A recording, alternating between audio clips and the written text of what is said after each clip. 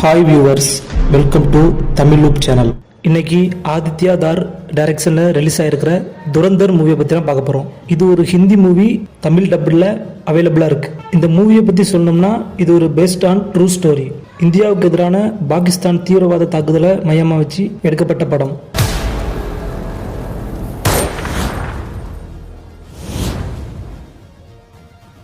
இந்த படத்தோட one line story என்னன்னா, இந்தியாவிலிருந்து ஒரு ஸ்பை பாகிஸ்தானுக்கு போய் அங்கே இருக்கிற டெரரிஸ்ட் கூடலாம் மிங்கிள் ஆகி இந்தியாவுக்கு எதிரான அட்டாக் எப்படி தடுக்கிறாரு, அதுக்கப்புறம் அந்த டெரரிஸ்ட்டை எப்படி போட்டு தள்ளுறாரு அப்படிங்கிறதான் படத்தோட கதை. He don't speak, but the danger will tame you. Shit where you eat, little bitch, say your prayers. Call him the gangster, don't slander the stranger.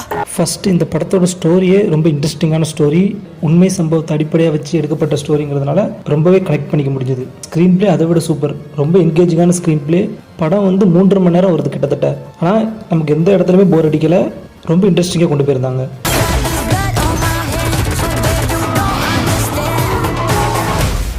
அப்புறம் மேக்கிங் ரியல் லொக்கேஷன் மாதிரி இருந்துச்சு. நிறைய இது மேக்கிங்குமே ரொம்ப பிரம்மாண்டமாக இருந்துச்சு. பயங்கரமாக செலவு பண்ணி படத்தை எடுத்திருக்காங்க. அப்புறம் இந்த மூவி ஏ சர்டிஃபிகேட் மூவி தான். ஏன்னா வயலன்ஸ் ரொம்ப பயங்கரமாக இருக்குது. அதாவது மண்டை கிண்டெல்லாம் செதற மாதிரி, விரல்லாம் துண்டு துண்டாக வெட்டி எடுப்பாங்க. அந்த மாதிரி சீன்லாம் படத்தில் ரொம்பவே இருக்குது. கிட்டத்தட்ட இந்த படத்தோட ஆக்ஷன் சீன்ஸ்லாம் நினச்சி பார்க்க முடியாத அளவுக்கு ரொம்ப பிரம்மாண்டமாகவும் ரொம்ப ரியாலிஸ்டிக்காகவும் இருக்குது.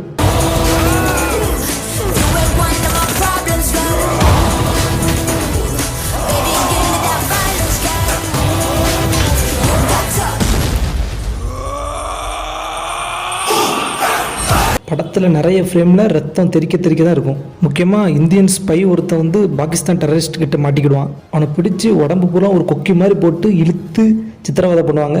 அதெல்லாம் பார்த்தீங்கன்னா கொஞ்சம் ஹார்ட்டே படப்படன்னு ஆயிரும். அந்த சீன்லாம் ரொம்ப வல்கராக இருந்துச்சு.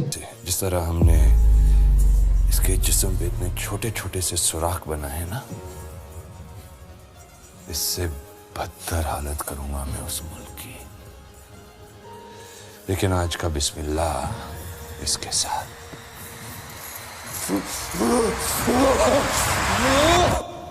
இந்த படத்தில் தேவையில்லாமல் எந்த சீனுமே கிடையாது. படம் ஸ்டார்ட் பண்ண ஃப்ரேம்ல இருந்து கதைக்குள்ளே போய் கிட்டத்தட்ட 3.5 மணி நேரம் கதையோட ட்ராவல் பண்ணி அங்கே படத்தை முடிச்சு பார்ட் 2க்கு வர லீடு கொடுத்துருக்காங்க. கிட்டத்தட்ட 3.5 மணி நேரம் முடிஞ்சுமே நமக்கு போர் அடிக்காமல் ஸ்கிரிப்ட் பிளே கொண்டு போய் அது போக பார்ட் 2க்கு வர லீடு கொடுத்துருக்காங்க. பார்ட் 2வும் வரப்போகுது.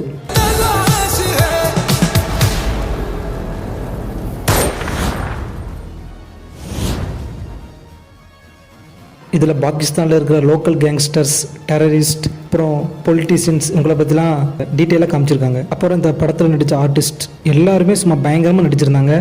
கதைக்கு என்ன தேவையோ அதை கரெக்டாக நடித்து கொடுத்துருந்தாங்க. ரொம்ப சூப்பராக நடிச்சிருந்தாங்க.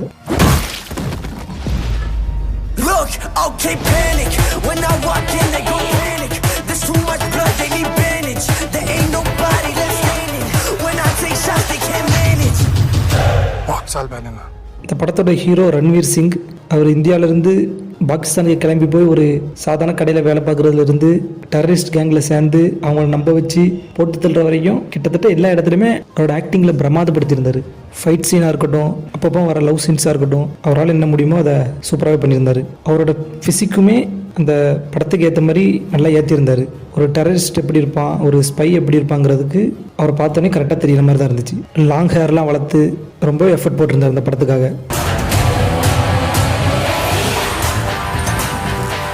अगर तुम लोगों के पटाखे खत्म हो गए तो मैं धमाका शुरू करूं.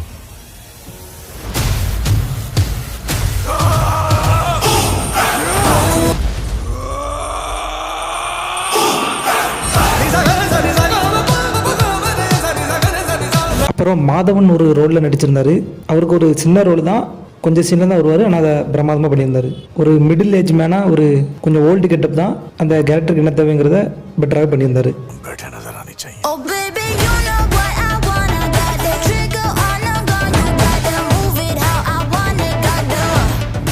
அப்புறம் டெரரிஸ்ட் அவர ஆப்போசிட் கேங்கில் உள்ளவங்க எல்லாருமே பயங்கரமாக நடிச்சிருந்தாங்க. லோக்கல் கேங்ஸ்டர்ஸ், பொலிட்டீஷியன் எல்லாருமே அவங்களுக்கான ரோலை சூப்பராக பண்ணியிருந்தாங்க. ஹீரோயின் இந்த படத்துக்கு தேவையில்லை, இருந்தாலும் கொஞ்சம் ஒரு 2-3 சீனில் மட்டும் வராங்க. இருந்தாலும் அவங்க நல்லாவே நடிச்சிருந்தாங்க.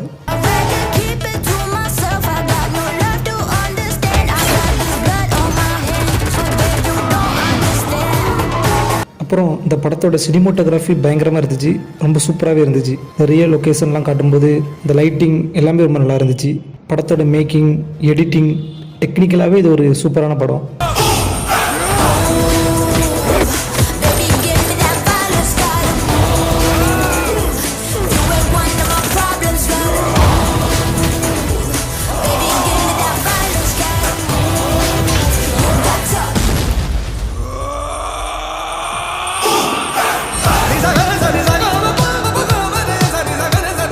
ஓவரால் இந்த படம் ஒரு biggest action thriller, spy thriller.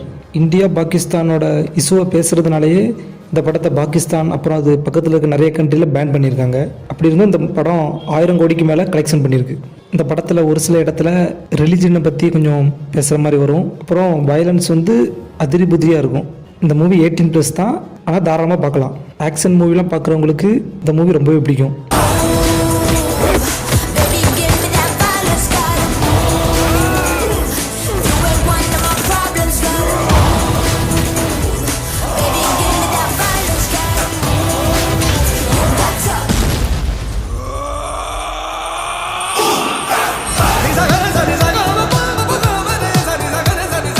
இந்த மூவி ரொம்ப கமர்ஷியல் ஆங்கிள் இல்லாமல் கொஞ்சம் ஸ்லோவாக போகிற மாதிரி தான் இருக்கும். 3.5 மணி நேரம் ஃபுல்லாக பார்த்து முடித்தாலுமே அடுத்து பார்ட் 2க்கு வெயிட் பண்ணுற மாதிரி தான் உங்கள் மைண்ட் செட்டை ஃபிக்ஸ் பண்ணி அனுப்பிவிடுவாங்க. அந்த மாதிரி ஒரு சூப்பரான ஸ்க்ரீன் ப்ளே, எங்கேஜிங்கான ஸ்க்ரீன் ப்ளே, பயங்கரமான மேக்கிங். ஃபைனலாக கண்டிப்பாக இந்த மூவியை பார்க்கலாம்.